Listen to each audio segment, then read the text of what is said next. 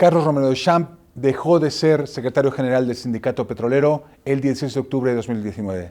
Pasaron 26 años para que esto sucediera, 26 años, y no salió esposado por una denuncia, no, salió por la puerta de atrás en una camioneta de vidrios polarizados, después de la asamblea del sindicato, y no salió con una denuncia como él esperaba alguna vez, ¿no? Que alguna vez se temió que lo fueran a detener. Para platicar de ese tema en este espacio de Expansión, en ADN 40, está con nosotros Mariela Ibarra, editora general de Expansión Política, y Octavio Ortega, editor de opinión también de Expansión Política. ¿Cómo estás? Gracias. Gracias, Alberto, por el espacio. Pensamos que jamás lo veríamos, eso para empezar. Así es. Sucedió, Jamás. pero tampoco pasó nada, fue todo más o menos suave, ¿no? Claro, creo que es un suceso que habíamos estado esperando desde hace mucho tiempo. Yo te diría incluso a lo mejor desde a principios del sexenio de Peña Nieto, cuando se detiene justamente a la maestra Elbester Gordillo, en algún momento del imaginario colectivo dijimos, el siguiente tiene que ser Carlos Romero de Champs.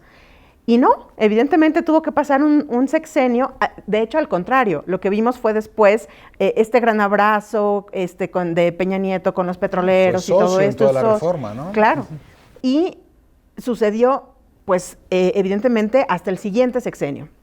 Yo creo que aquí la gran pregunta es, ¿qué va a suceder después de esta dimisión de Romero de Champs al sindicato en el que estuvo al frente 26 años, que lo cobijó, que fue su cómplice en alguna forma, si es que se prueban algunos de los tantos delitos de los que está denunciado? Porque no solamente son los delitos que ahorita tiene, o supimos ya ayer, que la Unidad de Inteligencia Financiera... ¿Cuáles son esos delitos? Es recursos de procedencia ilícita, pero tiene algunas denuncias que le han puesto algunos senadores de la República, son más de 10, estoy hablando ahorita, se me vienen a la cabeza las que pusieron los senadores de Movimiento Ciudadano. Y arrastra una cantidad de denuncias atrás. Aquí la gran pregunta, creo, El es... señor tiene un sueldo de 38,000 pesos. 38,000 pesos. Es lo que hay mucha gente, hay muchas familias que ganan menos que eso. Con eso no puedes armar una fortuna como la suya, No de puedes avión tener privado. un avión privado, no puedes tener yates, no puedes tener mansiones como las que tiene él, ni darte la vida de lujo que incluso se presumía que se tenía. Recordemos el Ferrari del hijo, las joyas de sus propios relojes, las joyas de la chica, de su hija. Pero creo que aquí la gran pregunta es, ¿qué va a pasar después? O sea, ¿este gobierno se va a conformar solo con la renuncia del líder sindical eterno, casi eterno, del sindicato petrolero? En la petrolera donde más, pues recordemos que está ni más ni menos el mayor escándalo de corrupción ahorita, que es Odebrecht. ¿O realmente esto va a pasar? Fertinal, claro. todo, sí. La campaña del expresidente Enrique Peña Nieto, vinculada por ahí. Exactamente, ahora con los nuevos audios que se revelaron. Y pues la idea, y aquí más bien la gran pregunta es, ¿qué va a pasar después? ¿Y qué va a pasar después con los temas de impunidad? Porque eso es lo que realmente la gente y lo que el colectivo quiere, que no haya impunidad, en este caso, en caso de encontrarse culpable, ¿no? Ahora bien, la impunidad, Octavio, ¿tú crees que la impunidad es...? Pero la impunidad no es solo que caiga él, el tema es, esto es una red. Esto es una red de complicidades. Exacto. Para que se hagan una idea de la audiencia. Pemex es la petrolera del mundo donde tiene menor ingreso por trabajador. O sea, por cada trabajador de Pemex, la empresa ingresa $500,000.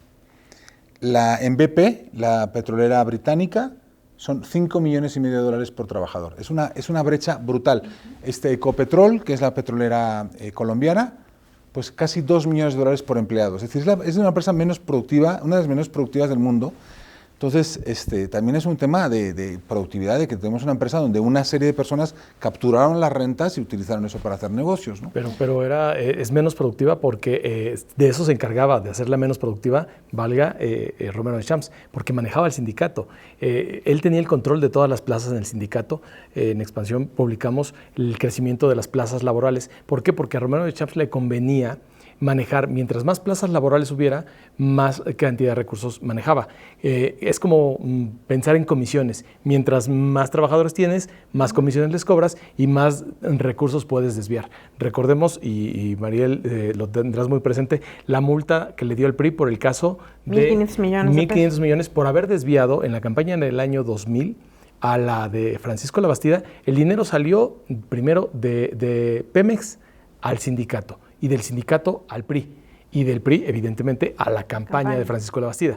Por eso se le fincó una multa al partido de $1,000 millones, que fue la más alta registrada hasta ese momento en la historia. Entonces, estamos hablando de que este tipo de operaciones eran las que él hacía. ¿Y por qué tenía ese flujo de dinero? Porque manejaba el dinero de los afiliados al sindicato. Solo por eso. Ahí hay una historia, ¿no? Y es que aparentemente el único que puede denunciarlo es el propio sindicato, porque el dinero del sindicato no es recurso público, es un recurso de una entidad autónoma. Esa es otra de las grandes preguntas, Alberto, que creo que va a ser muy interesante ver y seguir, y nosotros como periodistas, incluso pues ahondar en esto. ¿Qué tan transparentes van a ser ahora los sindicatos? Los sindicatos son obligados a la transparencia, no lo hacen, pero nunca pudimos conocer, eran digamos como que pedacitos los que se iban revelando de los contratos colectivos que tenía Pemex con el sindicato.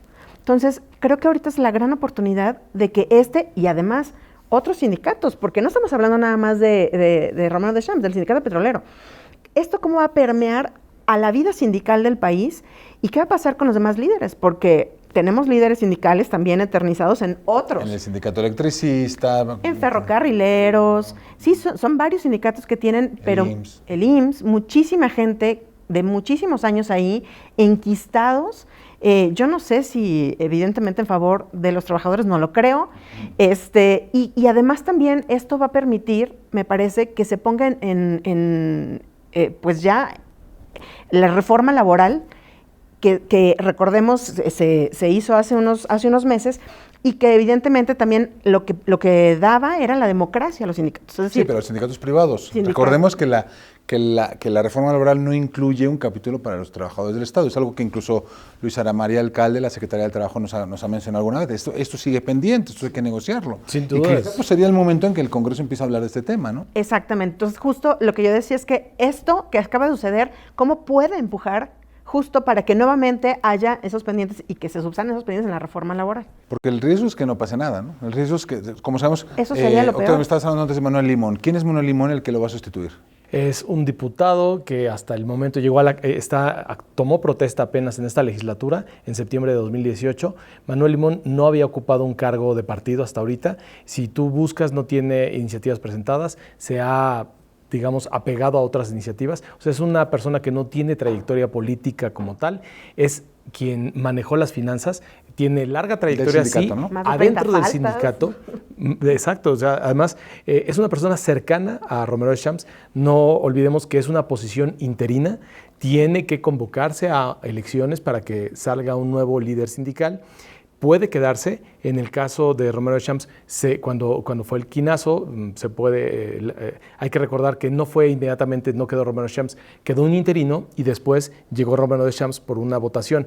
Las votaciones en todos los sindicatos son a mano alzada, públicas, en donde se puede presionar y es muy común de los sindicatos que la cargada en un sindicato se dice, bueno, ¿quién va a ser el favorito? Y todos los líderes sindicales están viendo a sus agremiados y entonces se presiona para que sea el favor de la persona indicada, ¿no?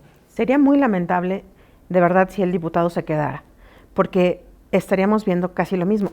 Es su secretario de Finanzas, es el responsable de las finanzas del sindicato.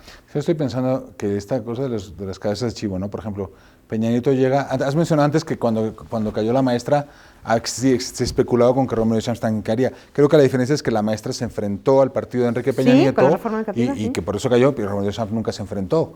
No, siempre fue leal al partido. Sí, pero ¿no? porque tenía también la otra parte de injerencia de acuerdos. Desde Peña Nieto necesitaba alguien del gobierno y alguien que manejara las cuestiones de acuerdos por parte de los contratos. Pero el tema es que ahora lo que tenemos es un partido nuevo, un presidente que no tiene ningún compromiso con esos sindicatos, que lo que necesita es gobernabilidad. Evidentemente, como sabemos, durante la época de Fox, el sindicato hizo un pulso al gobierno y lo ganó. Fox quería hacer una reforma energética, el sindicato dijo, por aquí no pasas, en el contexto más del Pemex Gate, y si haces algo, pongo el país en huelga y te quedas en recurso público del petróleo, y el presidente Fox te dio. Entonces, sabemos que tienen ese poder, pero es un presidente que no tiene ningún compromiso y que puede hacer lo que quiera. La elección del el Baster cayó, y 6 años después sigue con el mismo poder, en un acuerdo de gobierno, la reforma educativa se echó abajo. Es decir, eso de descabezar un sindicato no significa nada. ¿Cómo cambiarlo estructuralmente? Hemos hablado de la ley. Hay otro tema. ¿Qué viene ahora? Una elección sindical, pero también están todas las secciones del sindicato, las 36 secciones donde hay líderes que son romeritos. Ahora llegan las Navidades. ¿Qué vamos a ver con los romeritos? ¿Qué va a pasar?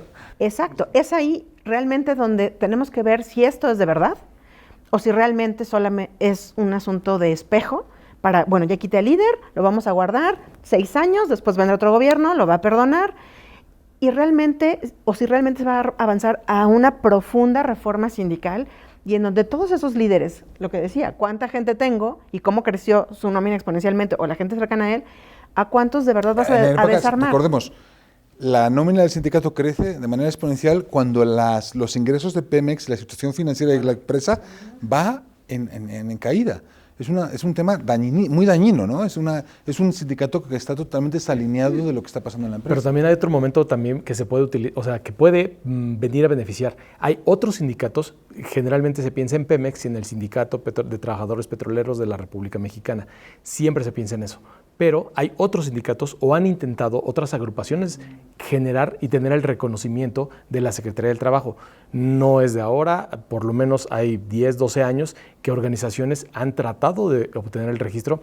Si no mal me equivoco, en 2 ocasiones han conseguido, pero no despegan, no despuntan por el poder que tiene el sindicato de Romero Lo que Champs. podemos ver ahora es esa brecha, esa ventana de oportunidad se abre para ellos. Vamos a ver. Hay ciertas dudas de cuánto realmente se puede avanzar en esto. Estamos al comienzo de algo, estamos no al sabemos comienzo. Qué va a pasar. No podemos decir que con eso ya es un éxito. No, creo que apenas es el hilo de la madeja que se está tratando de venir con nosotros, pero realmente falta mucho. En principio va a haber impunidad para Carlos Romero de Champs. Se le va a investigar. Lo que vemos es que la denuncia tendría que venir del sindicato. En todo caso, si hay apropiación indebida de bienes del sindicato, eso es un tema que corresponde al sindicato denunciar. Otro tema es si se encuentran complicidades en Huachicol u otras cosas que se está hablando ahora. Es que exactamente, son varias cosas. O sea, acabas de decir una muy importante, Huachicol, ¿no? ¿Cómo estaba ahí el sindicato? ¿Quiénes estaban controlando las válvulas que cierran, que apagan para que puedan hacer los piquetes que les llaman a los ductos? Son varios temas los que hay que ver, por eso yo digo, creo que estamos apenas en el inicio de esto y que realmente vamos a ver a un gobierno, vamos a ver de qué tamaño está el gobierno para entrarle de fondo o para quedarse solo en la superficialidad, con un líder alejado de los reflectores y pues ya, con alguien menos que fue además y que es la figura o una de las figuras emblemáticas de la corrupción en México. Yo creo que tenemos un gobierno de largo plazo, ¿no? Un presidente que